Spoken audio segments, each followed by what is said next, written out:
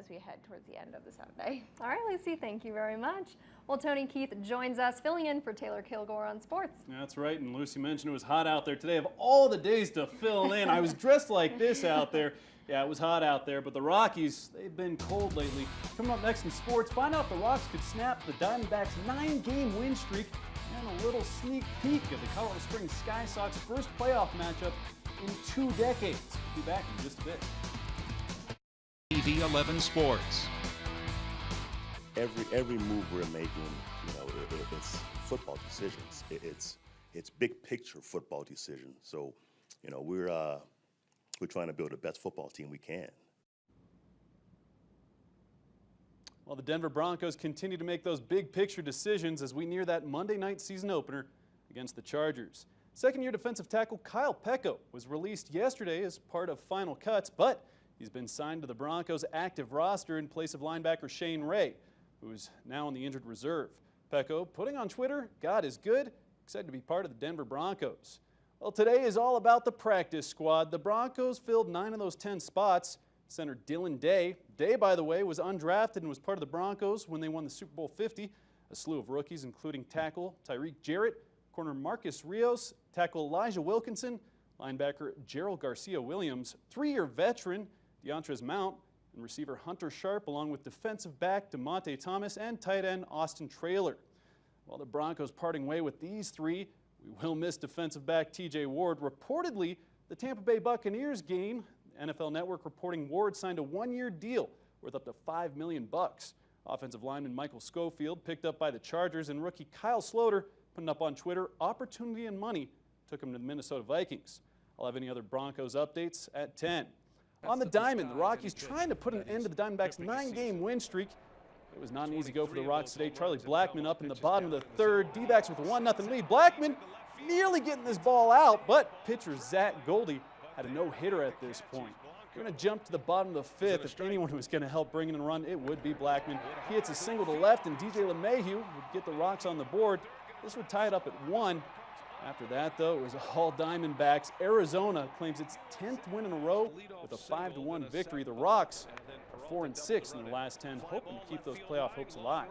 Back here in the Springs, we continue to get a preview of the playoffs with the Sky Sox and the Redbirds. Way too hot for a hot tub today. Just going to throw that out there. Start you off bottom of the 3rd. Sky Sox getting thumped 5-0.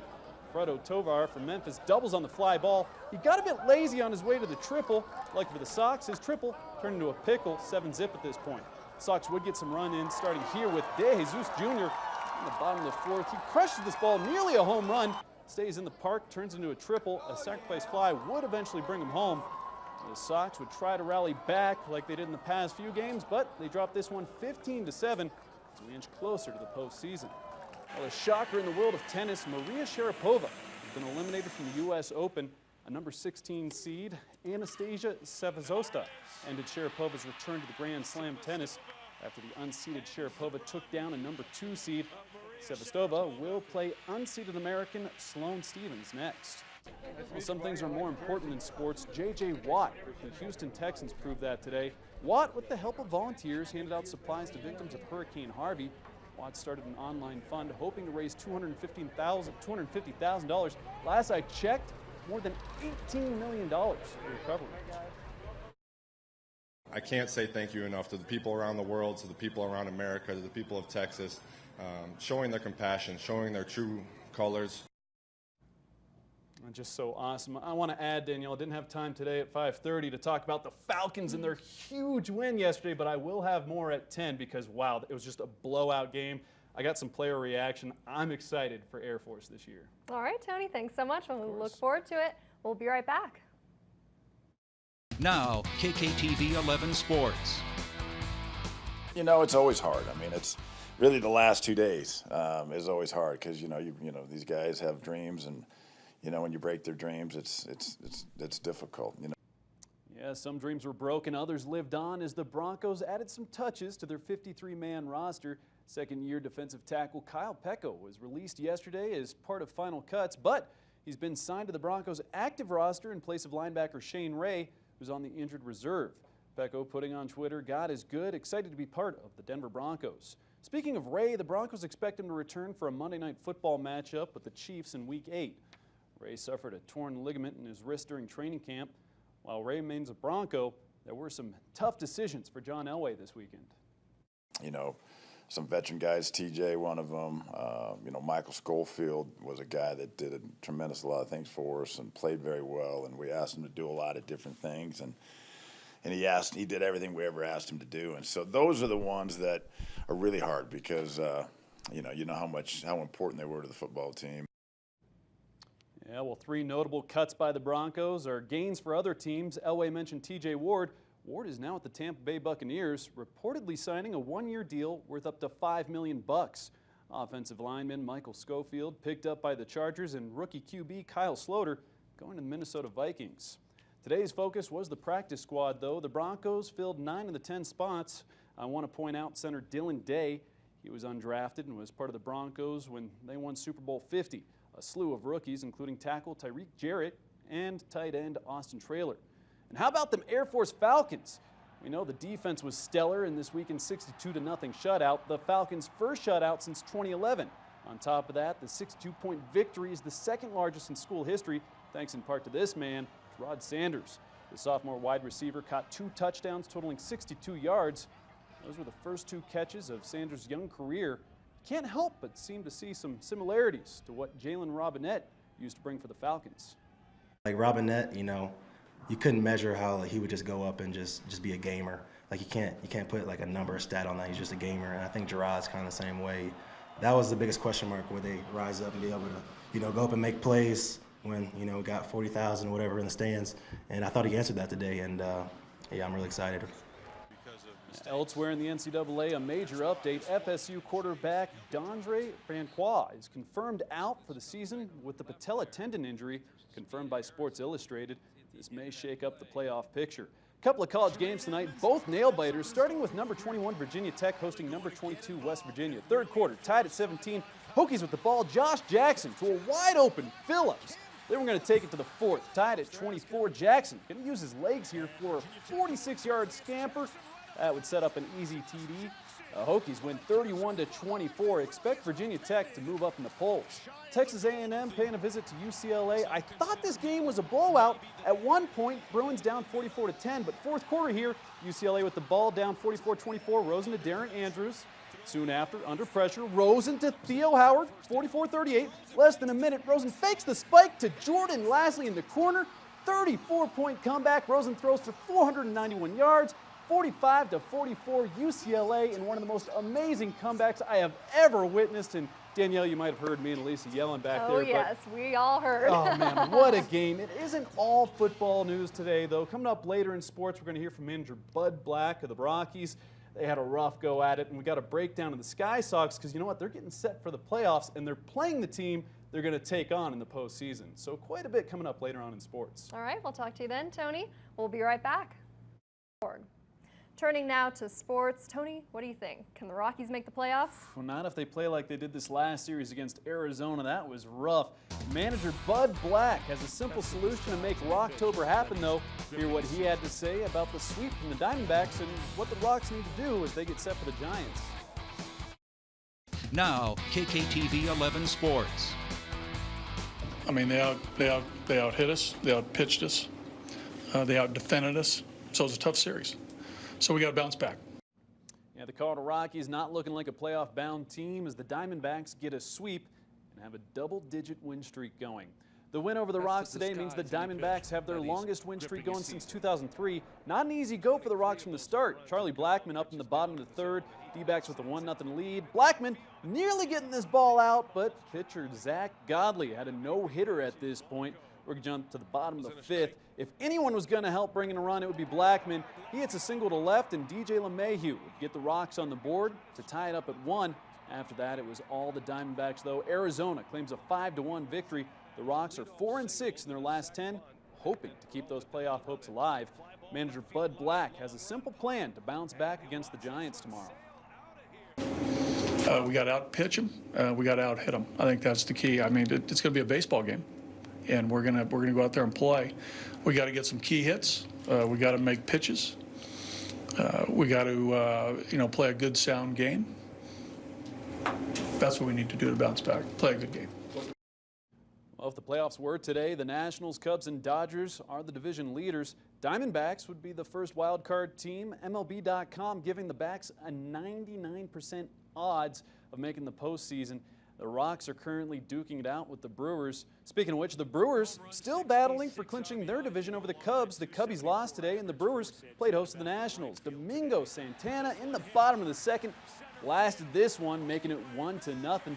We're going to drop to the fourth. Santana up to the plate again here. Brewers up 2-0. A man on second. Santana with a second homer. You know what? The Brewers win 4-0. They're sneaking up on the Cubs in the National League Central. Well, you know, a lot of Sky Sox fans and players are cheering for the Brewers. The Sox, by the way, playing host to the team they'll meet in the playoffs, the Memphis Redbirds. Bottom of the third, Sky Sox getting thumped 5-0. Alfredo Tavar for Memphis doubles on a fly ball. He got a bit lazy, though, on his way to a triple. Lucky for the Sox, his triple turned into a pickle. The Sox would get some runs in, starting with De Jesus Jr. in the bottom of the fourth. Crushes the ball, nearly a home run. Stays in the park, though, turns into a triple. Sac fly would eventually bring him home. Sox would try to rally back, but they dropped this one 15-7. And let's take a quick look at how the Sox have matched up with the Redbirds this season. The two will meet Wednesday for the Sox' first playoff series in 20 years. So far, the two teams have met 15 times in 2017. The Sox have a one-game advantage in this current at-home series. Sox are 2-3 against the Redbirds, but these two teams match up well. The playoff series is a best of 5. They have one last regular season game tomorrow.